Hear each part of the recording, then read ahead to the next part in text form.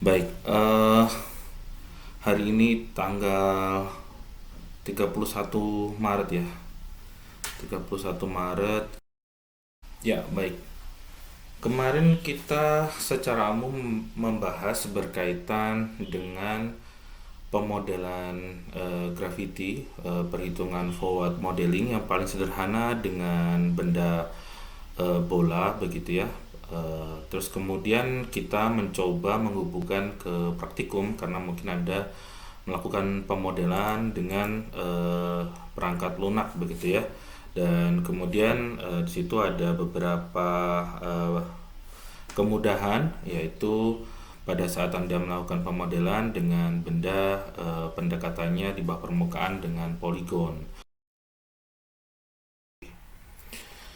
Nah, sekarang kita coba gabungkan ke informasi geologi. Nah,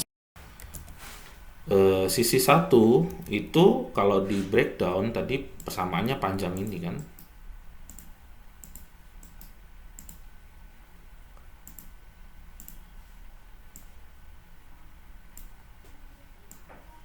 Ini persamaannya. Nah, berarti kalau I-nya ini saya ganti satu, ini semua baru yang sisi satu aja. Ya kan? Nah, kalau mau ngitung yang sisi kedua lagi, itu adalah I-nya diganti dua semua. Nah, kan terus demikian juga yang sisi ketiga. Tapi sekali lagi saya untuk menjelaskannya itu supaya mudah ya ini dihitung bertahap, yaitu sorry, dihitung bertahap. Yang ini stasiun 1 pakai persamaan ini sampai beres. Kemudian yang stasiun 2 juga dihitung lagi. Nah, ini mungkin saya copy aja supaya ininya jelas gitu ya.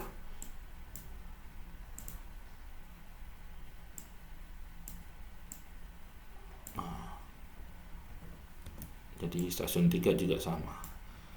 Jadi yang stasiun ini kita pakai yang ini juga. Yang stasiun yang satu lagi Anda pakai yang ini. Oke. Itu baru digabungkan total, nanti dapatlah nilai G1-nya. Nah, sekarang S1 itu yang mana? Kan harus tahu kan, S1 itu adalah ya sisi yang pertama ini, yang Z ini. Nah, berarti Z ini dihitung ke titik yang mana? Titik 1. Begitu. Titik 1 ke Z1 itu adalah S1. Kemudian titik pertama ke sisi yang kedua itu dapat S2. Titik pertama ke titik yang tiga dapat S3. Nah, tentu saja kalau mau lengkap ya dua gamma row-nya ini bisa dimasukkan kan, disubstitusikan itu bisa. Atau dikerjakan yang S1-nya dulu baru yang terakhir dikalikan ini juga bisa, ditambahkan baru dikalikan ini. Oke. Baru nanti kalau ngitung yang G2, nah, misalkan stasiun kedua misalkan G2, ini saya ganti 2. Nah, diulang lagi kan, cuman stasiunnya yang kedua gitu. Nanti maksudnya inputnya tuh hanya 2 seperti yang Anda buat pada saat Anda buat di praktikum. Yaitu ya mau tidak mau Anda harus men-set up sampling interval stasiunnya dan kemudian Anda memasukkan input bodinya. Nah, yang Anda klik itu ada informasi dari koordinat. Nah, dari situ angka-angkanya langsung dihitung. Itu cara kerjanya ya. Jadi mekanisme kerjanya perlu dipahami. Nah, kemudian kita melakukan perhitungan untuk masing-masing pengaruh sisi poligon tadi sudah dijelaskan, dan ketika ini sudah berhasil itu baru satu stasiun. Nah, stasiun berikutnya diulangi lagi seperti tadi. Nah, kalau Anda mencoba menggunakan alat bantu perhitungan dengan perangkat lunak atau Excel, Anda perlu memperhatikan untuk menghitung arkus tangan karena tadi ada persamaan tangan inverse ini kan. Nah, itu tangan itu ada yang nilainya dari minus pi sampai plus pi, ada yang nilainya ada beberapa itu. Nanti kalau Anda menggunakan fungsi tangan yang berbeda, Anda ada kalau misalnya di Excel ini ada atan 2 begitu ya. Kalau Anda hanya menggunakan fungsi yang tertentu, itu mungkin terbatas nilainya, hanya sampai dari 0 sampai ke berapa ya?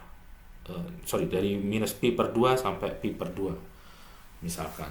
Nah, sementara kalau yang lebih baik mungkin dari minus pi sampai plus pi. Nah, itu nanti hubungannya sama nilai tangen pada grafik sudut-sudut yang Anda bisa plot kurvanya, itu nilainya itu kurang lebih yang lebih lengkap itu pada minus pi sampai plus pi. Nah, itu pertimbangan saja. Kalau Anda bisa hitung manual arkus tangannya atau pakai tabel, itu juga bisa tabel gitu ya. Oke. Nah, berarti setelah ini semua dilakukan, Anda bisa melakukan perhitungan, Anda mencoba perhitungan, nah baru Anda bisa dapatkan yang paling sederhana adalah bentuk seperti ini tadi, yang ini. Oke, nah saya pikir sudah cukup jelas.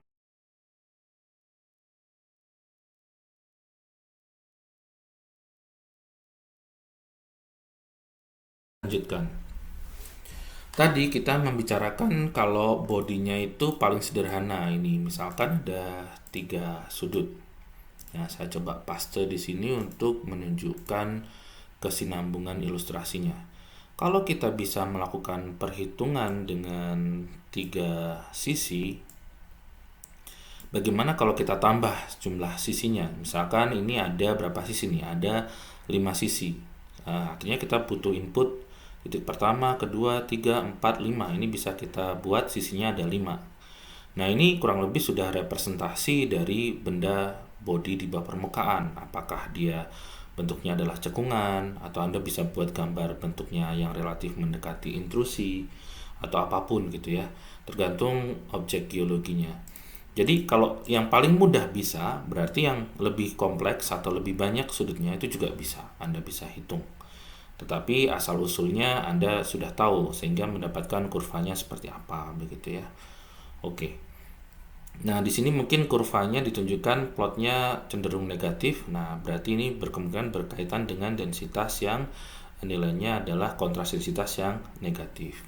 Karena mungkin ini batuan sedimen dikelilingi dengan batuan yang lain yang relatif lebih keras. Misalkan titik-titik ini kita harus tahu artinya apa, dan plot yang warna ungu atau yang warna cian ini apa, dan di bawah permukaan ini apa gitu ya. Nah, mungkin Anda sudah buat yang mirip seperti ini. Tapi ini mungkin contohnya di sini mungkin susceptibilitas ini karena untuk magnetik mungkin ya. Anggap saja sekarang saya tutup ininya untuk gravity lah. Mungkin bukan susceptibilitas. Misalkan di sini ya anggap saja seperti ini. Oke.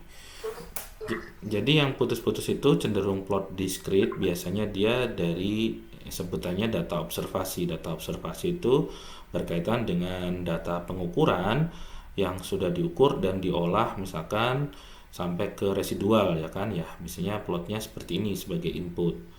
Nah, pada saat memodelkan bawah permukaan, sebelum ada body kan kosong. Nah, kemudian setelah ada bodinya, kita mencoba melakukan fitting ya kan, fitting. Nah, nanti akan muncul. Nah, kalau bodinya satu mungkin munculnya seperti ini contohnya, kayak gini bodinya, seperti ini bodinya.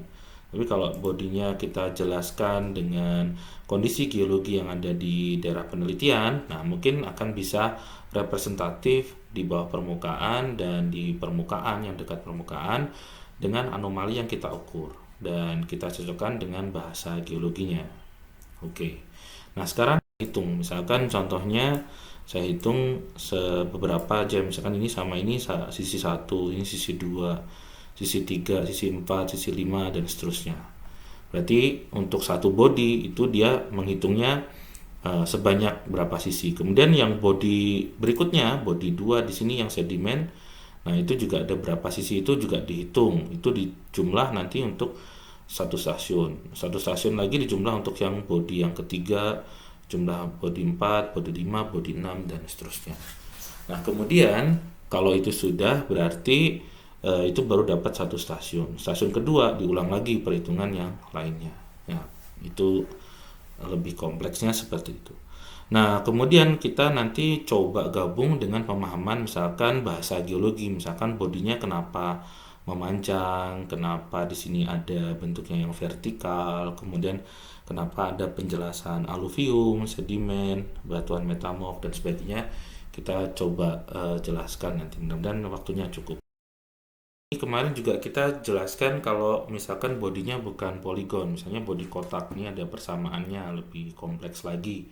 Nah, ini Anda bisa hitung. Nah, kalau misalnya bisa menghitung untuk satu kotak, nah berarti Anda juga bisa melakukan perhitungan untuk banyak kotak. Jadi, kalau yang bentuk kotaknya itu pada dimensi Z dan misalkan X, nah kita punya section. Tapi kalau kita punya X, Y, dan Z, maka kita punya grid 3 dimensi, maka kita bisa memiliki bentuk volume. Nah, dari situ mungkin formulasinya dari persamaan ini kita perlu sampaikan lebih sederhana dalam bentuk notasi vektor atau ya matriks lah.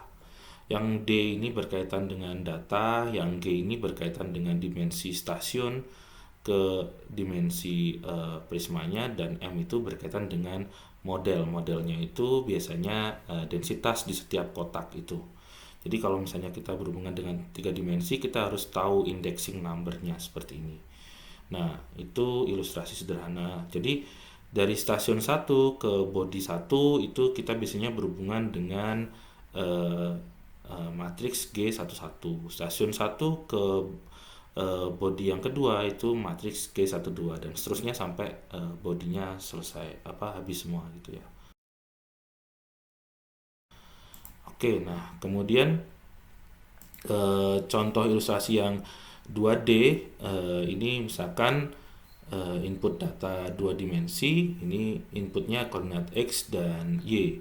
Nah, sedangkan untuk model yang sectionnya, irisannya ini bisa ditunjukkan dengan variasi warna kan di bawah permukaan. Yang atasnya ini ada plot biru dan merah, ini juga salah satu bentuk pemodelan dengan body yang kotak. Nah, untuk yang body 3 dimensi ya ini kurang lebih ilustrasinya.